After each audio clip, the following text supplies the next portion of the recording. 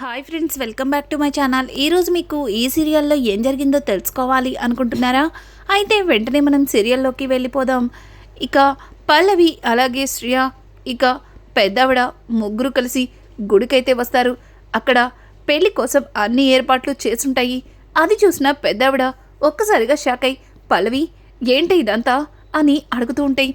ఇక పల్లవి ఏం లేదులే బామ్మ, ఇంకాసేపట్లో నీకు అంతా అర్థమవుతుంది అని చెప్పి ఇంకా పల్లవి అయితే పంతులు గారండి అన్నీ వచ్చేసినట్టేనా అని అడుగుతూ ఉంటే పక్కన ఉన్న శ్రేయ పల్లవితో పల్లవి నిజం చెప్పు, ఇక్కడ పెళ్లి ఏర్పాట్లు కదా ఇవన్నీ అని అంటుంటే పర్వాలేదే, బాగానే కనిపెట్టావు. అవును, పెళ్లి ఏర్పాట్లే. ఇంకాసేపట్లో ప్రణతికి అలాగే అత్తయ్య గారు చూసినా ఆ పెళ్లి కొడుక్కి పెళ్లి జరుగుతుంది అని చెప్పి ఇంకా పల్లవి అయితే శ్రేయతో అంటుంది. శ్రేయ ఏంటి ఇక్కడ ప్రణతి పెళ్ళా? కానీ ప్రణతే లేదు కదా అని అంటుంటే కాసేపట్లో ప్రణతి కూడా వస్తుంది. ప్రణతేంటి ఇంకా రాలేదు అని చెప్పి బయటికి చూసేసరికి ఇక అక్షయ్ అయితే ప్రణతిని తీసుకుని అక్కడికైతే వస్తాడు.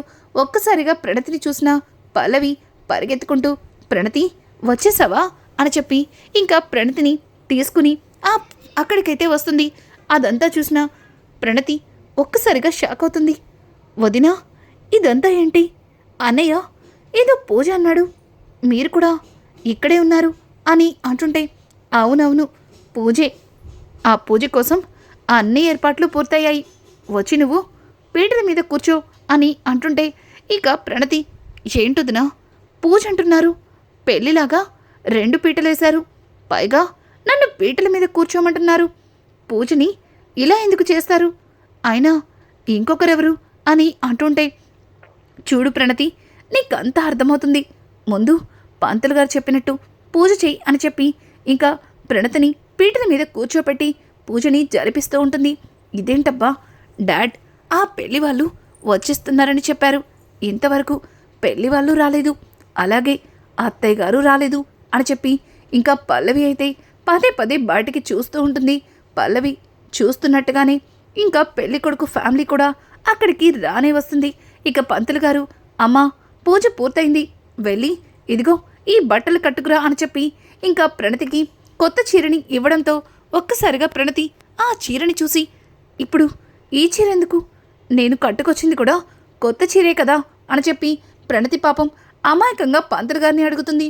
ఇక పల్లవి చూడు ప్రణతి, నీకోసం మేము చాలా కష్టపడి ఈ పూజ జరిపిస్తున్నాం, ఇలా ప్రశ్నలతో టైం వేస్ట్ చేయకు, వెళ్ళు ముహూర్తం దాటిపోతుంది అని అంటుంటే ఇక ప్రణతికి ఏమీ అర్థం కాక వదిన ముహూర్తం ఏంటి అని అంటుంటే అదే మంచి మంచి గడియలు దాటిపోతాయి, వెళ్ళు వెళ్ళు అని చెప్పి ప్రణతిని శ్రేయతో పంపిస్తూ శ్రేయ ప్రణతిని రెడీ చేసి తీసుకురా అని చెప్పి అక్కడి నుంచి ఇక ప్రణతిని పంపించేస్తుంది.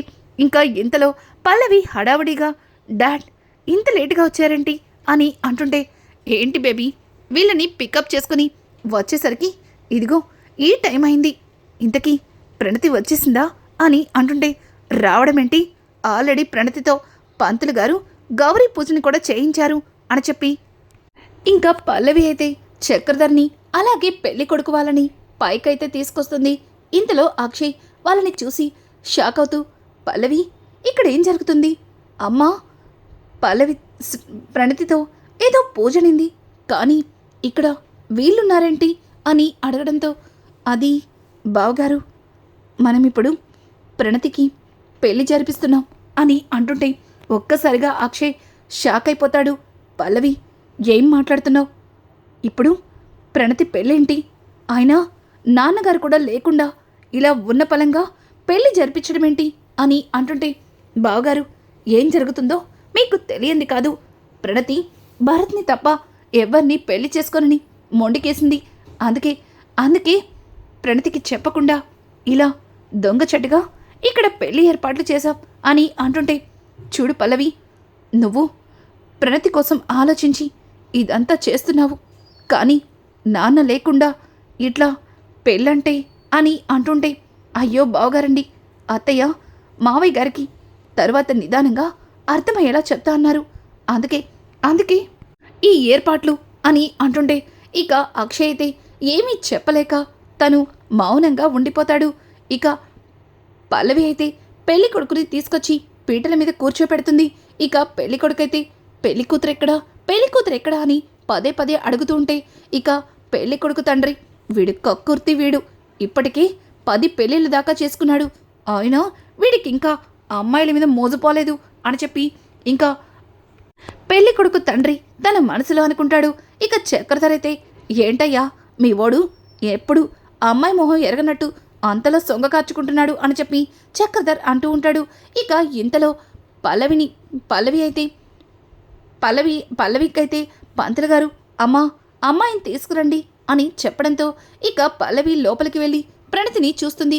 ప్రణతి రెడీ అయిపోయావా, పద పంతులు గారు పిలుస్తున్నారు అని అంటుంటే ఇక ప్రణతి వదిన అసలు ఏం జరుగుతుంది, అన్నయ్యేమో నాతో పూజ జరిపించాలని ఇక్కడికి తీసుకొస్తే మీరేమో నన్నిక్కడ పెళ్లి కూతుర్లా రెడీ చేశారు, నాకెందుకో ఏదో డౌట్గా అనిపిస్తుంది అని చెప్పి ఇక ప్రణతి అయితే పల్లవిని అడుగుతూ ఉంటే పల్లవి చూడు ప్రణతి అట్లాంటిదేదీ కాదు, ముందు నువ్వు బయటికి పద, అంతా నీ మంచి కోసమే చేస్తున్నావు, ఇదంతా అత్తయ్య గారు తీసుకున్న నిర్ణయం అని చెప్పి ఇక పల్లవి అయితే ప్రణతిని తీసుకుని బయటికైతే వస్తుంది.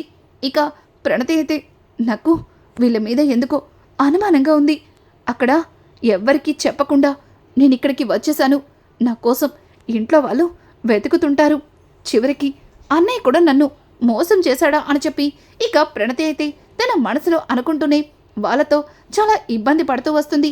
ఇక ఇంతలో అక్కడ పీటల మీద కూర్చున్న పెళ్లి కొడుకుని చూసి ఒక్కసారిగా ప్రణతి షాక్ అయిపోతుంది.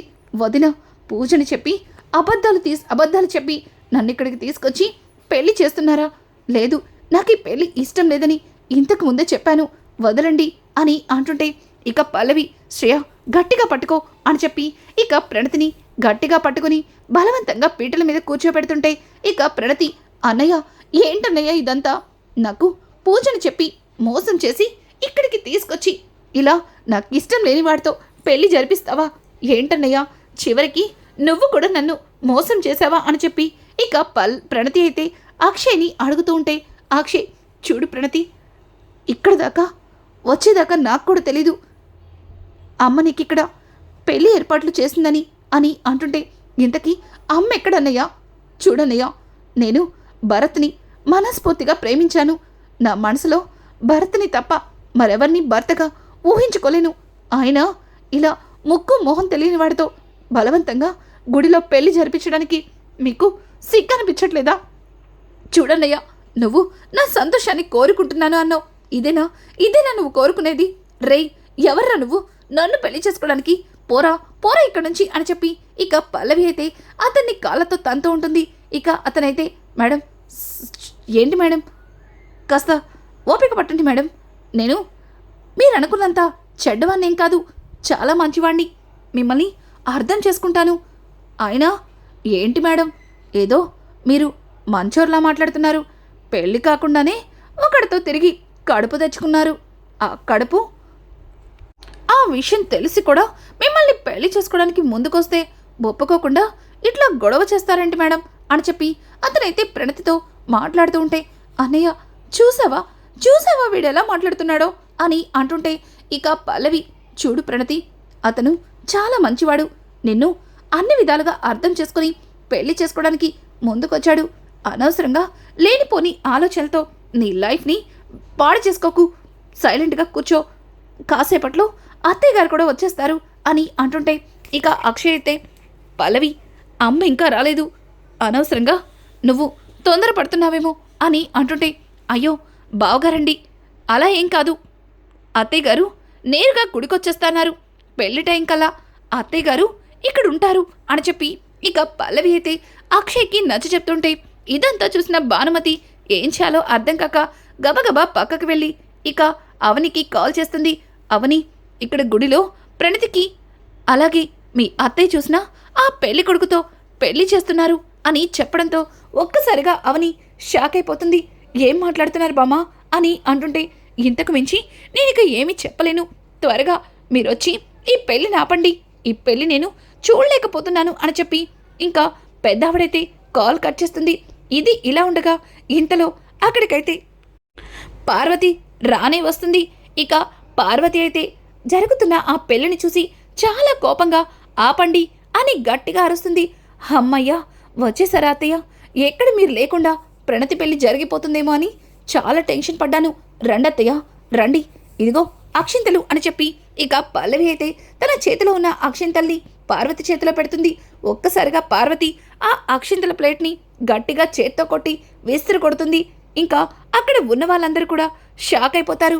ఇక పల్లవి అయితే అత్తయ్య ఏమైంది అని అంటుంటే, ఏమైందా, అసలు అసలు ఈ సంబంధాన్ని ఎవరు తీసుకొచ్చారు, నువ్వా లేకపోతే మీ నాన్న అని చెప్పి ఇక పార్వతి అయితే పల్లవిని నిలదీస్తుంటే ఒక్కసారిగా పల్లవి, అత్తయ్య ఏమైంది అత్తయ్య అలా మాట్లాడుతున్నారు, ఇది డాడ్ తీసుకొచ్చారు, మీరే కదా ప్రణతికి మంచి సంబంధాన్ని చూడమన్నారు, అందుకే చాలా కష్టపడి వాళ్ళని ఒప్పించి ఈ సంబంధాన్ని తీసుకొస్తే మీరు మీరు ఇలా మాట్లాడతారేంటి అని అంటుంటే, నోర్మోయ్, ఇంకొక్క మాట మాట్లాడావంటే చంపేస్తాను. నేను నా కూతురికి మంచి సంబంధాన్ని చూడమన్నాను, అంతేగాని ఇలా ఒక మోసగాన్ని తీసుకొచ్చి తన జీవితాన్ని నాశనం చేయమని చెప్పలేదు అని అంటుంటే, ఇక పెళ్లి కొడుకు తండ్రి, చూడండి మీరు ఏదో పెద్ద మనుషులు కదా అని ఇంతవరకు నోరు మూసుకుని ఉన్నాను, కానీ మీరు మమ్మల్ని మోసగాలని అనడం ఏమాత్రం కూడా బాగాలేదు అని చెప్పి అతనైతే మాట్లాడుతూ ఉంటే, ఇంతలో చక్రధర్, చెల్లెమ్మ ఏంటి చెల్లెమ్మ ఇలా మాట్లాడుతున్నావు, ఆయన చాలా పెద్ద బిజినెస్ మ్యాన్, అట్లాంటిది ఆయన్ని ఒప్పించి ఈ సంబంధాన్ని తీసుకొస్తే మీరు మా ముందే వాళ్ళని అవమానించడం ఏమాత్రం కూడా బాగాలేదు అని అంటుంటే, చూడండి అన్నయ్య గారు, మీరు చాలా కష్టపడి ఈ ముదృష్టపు సంబంధాన్ని తీసుకొచ్చారు, కానీ అసలు వీళ్ళ గురించి మీకు పూర్తిగా తెలిసినట్లేదు అని అంటుంటే, ఒక్కసారిగా చక్రధర్, ఏంటి ఇలా మాట్లాడుతుంది, కొంప తీసి వీళ్ళ గురించి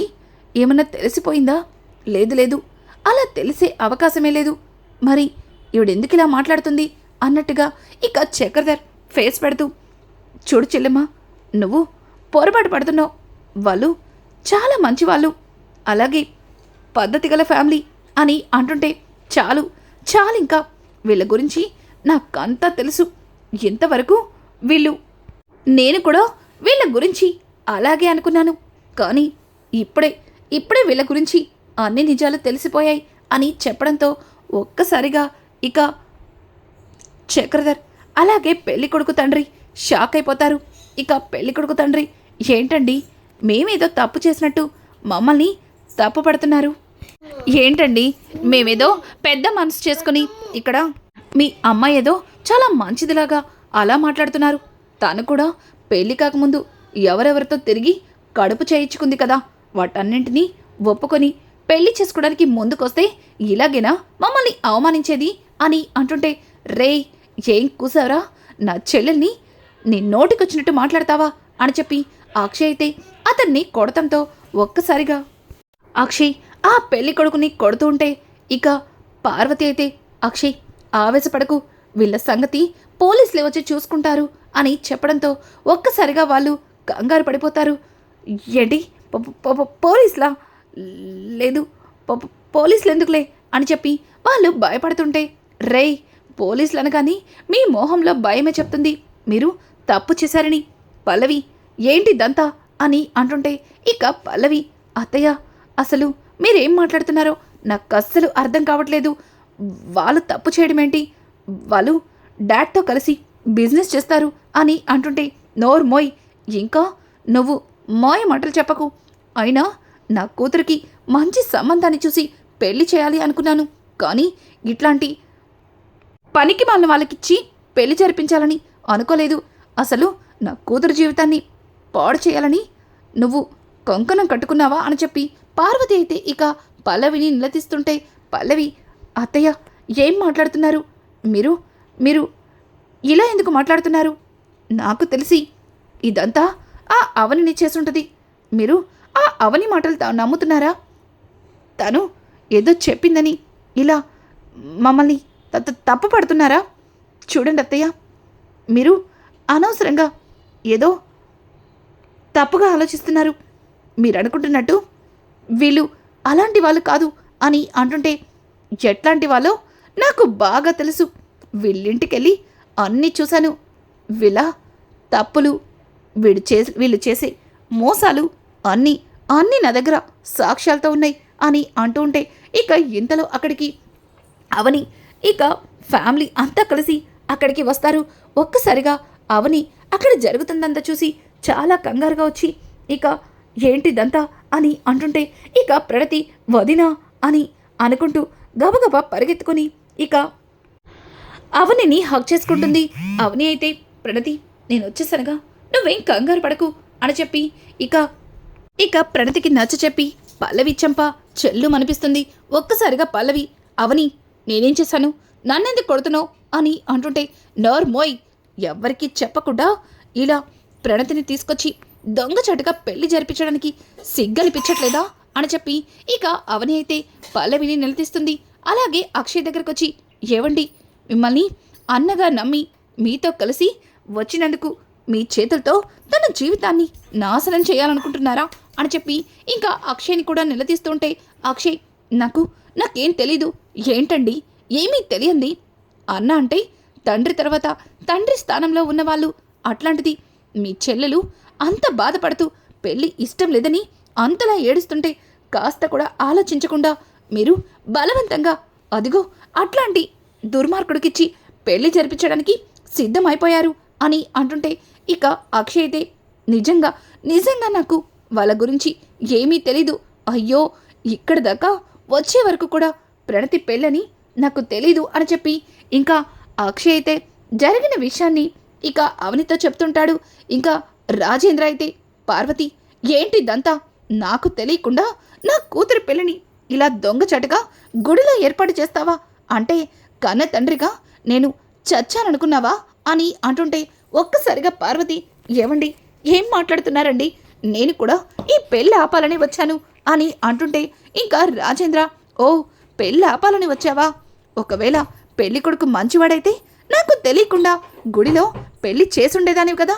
అంటే ఈ తండ్రితో నీకు పనిలేదనమాట. ఇక రాజేంద్ర అయితే పార్వతిని చెడమడ తిడుతూ ఉంటాడు.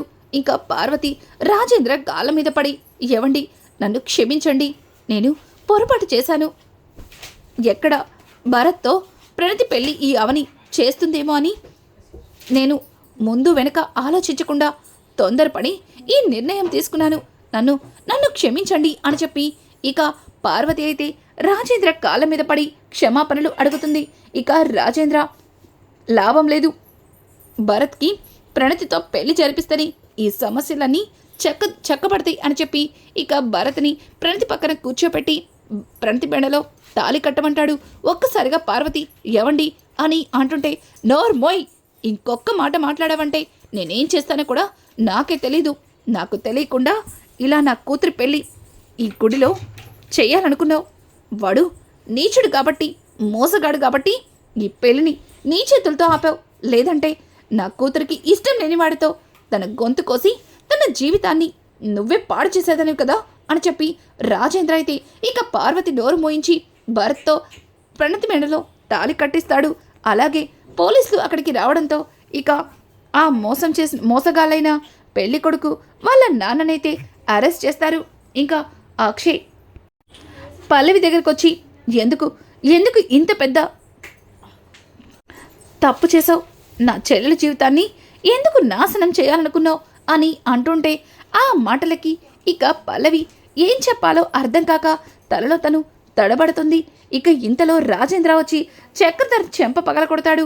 ఒక్కసారిగా చక్రధర్ రాజేంద్ర వైపు చూసి బావా అని అంటుంటే నోర్మోయ్, ఇంకొక్కసారి నన్ను అలా పిలిచావంటే చంపేస్తాను. అసలు అభం శుభం తెలియని భరత్ మీద తప్పుడు కేసులు పనాయించి తనని జైల్లో పెట్టిస్తారా అని అంటుంటే ఇక పల్లవి మావయ్య, పెళ్లి కొడుకు చెడ్డవాడన్నారు, దానికి నేను ఒప్పుకుంటాను. కానీ భరత్ తప్పు చేయలేదంటే మాత్రం నేను ఒప్పుకునేది లేదు.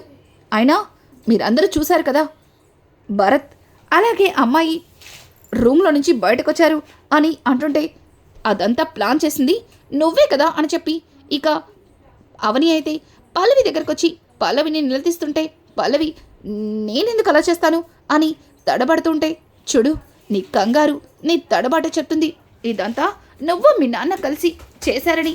ఆయన నీకు సిగ్గులేదా అని చెప్పి ఇక అవని అయితే పల్లవిని చెల్లచెల్లని కొడుతుంది. ఇక రానున్న ఎపిసోడ్స్లో పల్లవి చక్రధర్ చేసిన పనికి రాజేంద్ర ఏం నిర్ణయం తీసుకోబోతున్నాడు? ఇట్లాంటి లేటెస్ట్ ఎపిసోడ్స్ మీకు మరిన్ని కావాలి అనుకుంటే మా ఛానల్ని సబ్స్క్రైబ్ చేసుకోవడం మాత్రం మర్చిపోకండి. Thanks for watching. Hi friends, welcome back to my channel. ఈరోజు మీకు ఈ సీరియల్లో ఏం జరిగిందో